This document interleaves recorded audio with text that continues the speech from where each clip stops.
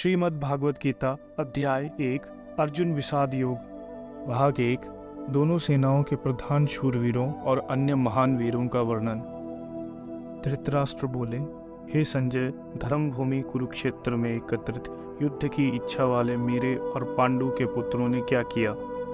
संजय बोले, उस समय राजा दुर्योधन ने व्यूह रचना युक्त पांडवों की सेना को देखा और द्रोणाचार्य के पास जाकर यह वचन कहा, हे आचार्य, आपके बुद्धिमान शिष्य द्रुपद पुत्र धृष्टद्युम्न द्वारा व्यूहकार खड़ी की हुई पांडु पुत्रों की इस बड़ी भारी सेना को देखिए।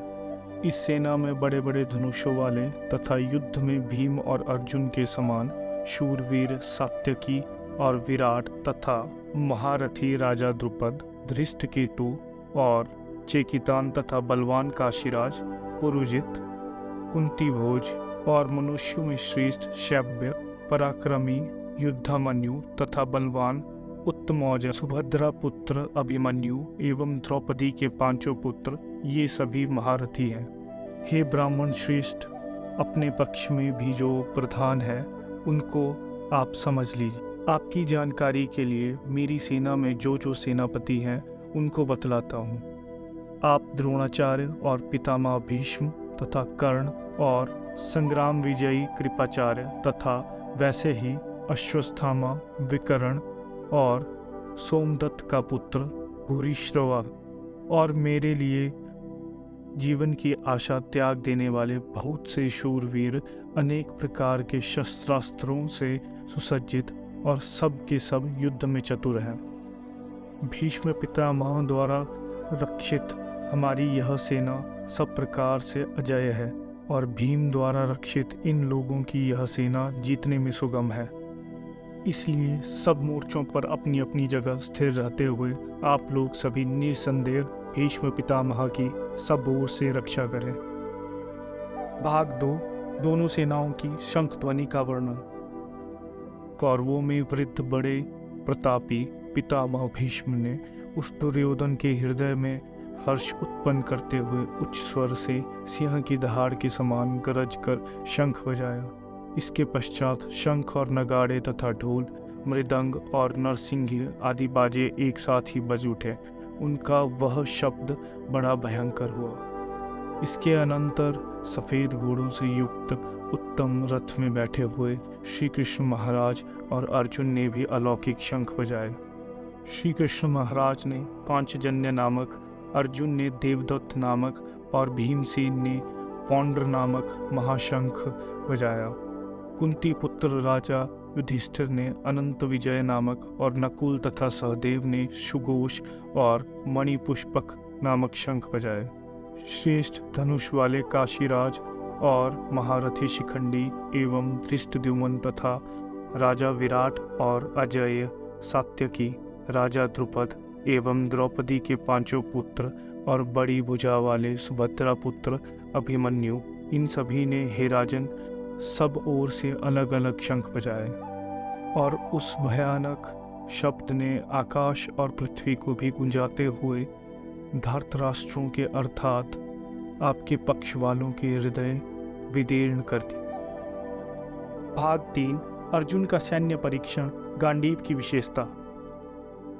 संजय धृतराष्ट्र से बोले, हे राजन, इसके बाद कपिध्वज अर्जुन ने मूर्छा बांधकर डटे हुए धृतराष्ट्र संबंधियों को देखकर उस शस्त्र चलने की तैयारी के समय धनुष उठाकर ऋषिकेश श्री कृष्ण महाराज से यह वचन कहा, हे अच्युत, मेरे रथ को दोनों सेनाओं के बीच में खड़ा कीजिए और जब तक कि मैं युद्ध क्षेत्र में डटे हुए युद्ध के अभिलाषी इन विपक्षी योद्धाओं को भली प्रकार देख न लूं कि इस युद्ध रूप व्यापार में मुझे किन किन के साथ युद्ध करना योग्य है, तब तक उसे खड़ा रखिए।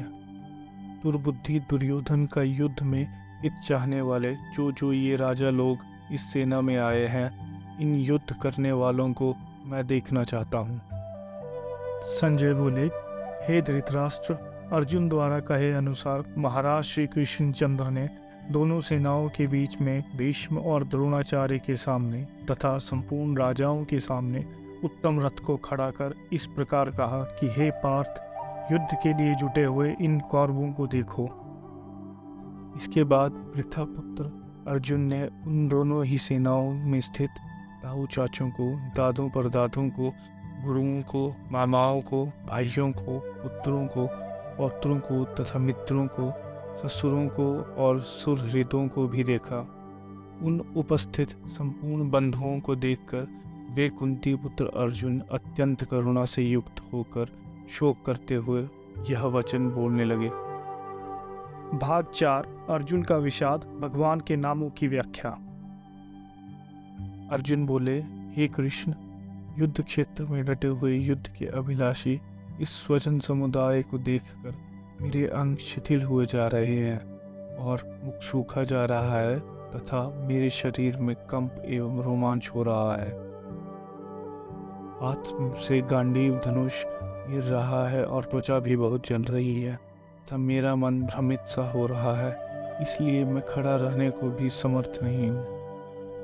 हे केशव, मैं लक्षणों को भी विपरीत ही देख रहा हूँ तथा युद्ध में स्वजन समुदाय को मारकर कल्याण भी नहीं देख पा रहा हूँ। हे कृष्ण, मैं न तो विजय चाहता हूँ न राज्य तथा सुखों को ही। हे गोविंद, हमें ऐसे राज्य से क्या प्रयोजन है अथवा ऐसे भोगों से, जीवन से भी क्या लाभ है। हमें जिनके लिए राज्य, भोग और सुख आदि अभीष्ट हैं, वे ही ये सब धन और जीवन की आशा को त्याग कर युद्ध में खड़े हैं। गुरुजन, ताऊ चाचे, लड़के, उसी प्रकार दादे, मामे, ससुर, पौत्र, साले तथा और भी संबंधी लोग हैं। हे मधुसूदन, मुझे मारने पर भी अथवा तीनों लोकों के राज्य के लिए भी मैं इन सबको मारना नहीं चाहता। फिर पृथ्वी लोक के लिए तो कहना ही क्या है। हे जनार्दन, धृतराष्ट्र के पुत्रों को मारकर हमें क्या प्रसन्नता होगी। इन आतताइयों को मारकर तो हमें पाप ही लगेगा। अतएव हे माधव, अपने ही बांधव धृतराष्ट्र के पुत्रों को मारने के लिए हम योग्य नहीं हैं, क्योंकि अपने ही कुटुंब को मारकर हम कैसे सुखी होंगे। यद्यपि लोभ से भ्रष्टचित हुए ये लोग कुल के नाश से उत्पन्न दोष को और मित्रों से विरोध करने में पाप को नहीं देखते, तो भी हे जनार्दन, कुल के नाश से उत्पन्न दोष को जानने वाले हम लोगों को इस पाप से हटने के लिए क्यों नहीं विचार करना चाहिए। कुल के नाश से सनातन कुल धर्म नष्ट हो जाते हैं तथा धर्म का नाश हो जाने पर संपूर्ण कुल में पाप भी बहुत फैल जाता है।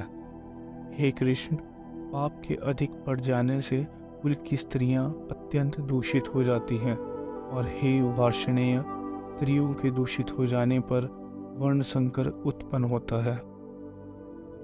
वर्ण संकर कुल घातियों को और कुल को नरक में ले जाने के लिए ही होता है।